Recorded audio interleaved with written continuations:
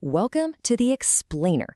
Today, we're jumping into the really complex and often heartbreaking world of the child welfare system. We're going to look at the rights parents have and the intense legal battles that can happen when those rights are put on the line. We're going to start with these words from a mother. They just perfectly capture the desperation at the very center of this conflict, the one between a family and the state system that's actually designed to protect it.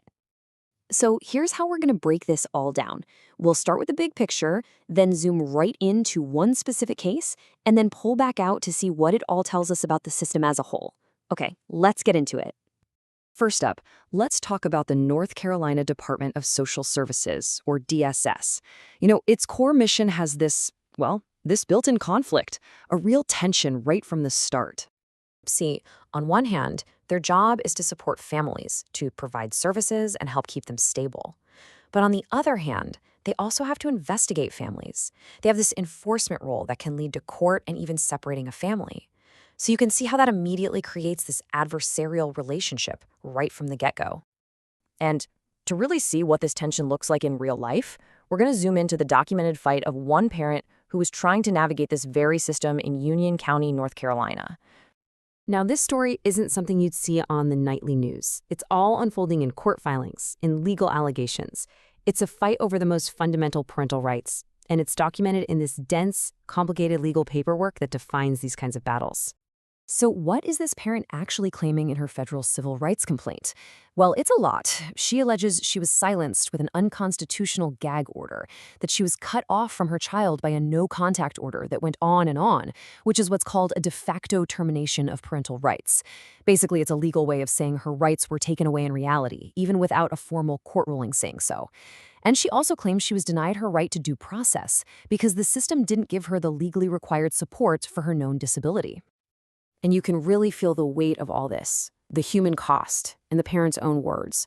She wrote this in an email to state officials, and you can just hear the profound toll of the separation and her sheer desperation to just be heard.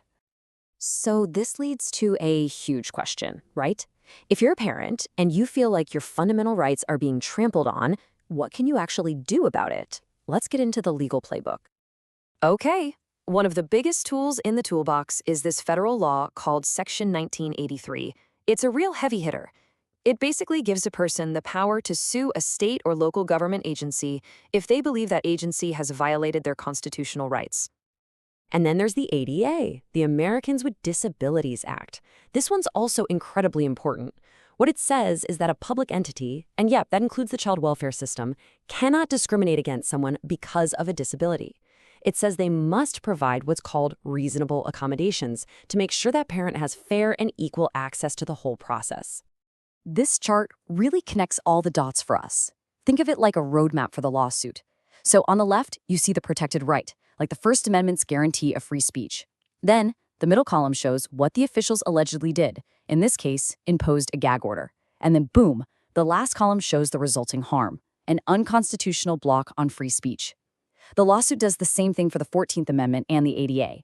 It's just a super clear way to see how the legal argument is built, piece by piece. Okay, so this is one family story, but it is absolutely not happening in a bubble. We need to zoom back out now, because this single case points to much bigger, system-wide problems across North Carolina.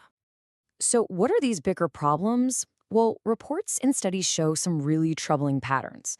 For one, families with disabilities are way more likely to end up tangled in the system. Studies also show that Black families are hit harder, more likely to have children removed. And get this, where you live matters a lot. The kind of support and protection you get can be completely different depending on which of the state's 100 counties you happen to call home. That's a huge problem. Now, the state has been trying to fix things. They've passed some pretty significant laws. You had Ryland's Law back in 2017, which tried to tackle that county-by-county inconsistency problem. And more recently, there are new acts aimed at modernizing the whole system. So there is movement happening at the legislative level. But here's the thing. Even with these big-picture reforms, what about accountability? What happens when one family feels like they've been personally harmed by the system? Well, that is still a central, massive challenge. One of the biggest roadblocks that parents run into is a legal concept called governmental immunity. You can think of it like a legal shield that protects government agencies and their employees from lawsuits. But, and this is a really big but, that shield is not unbreakable. You can get through it. To do that, a lawsuit has to prove something called deliberate indifference.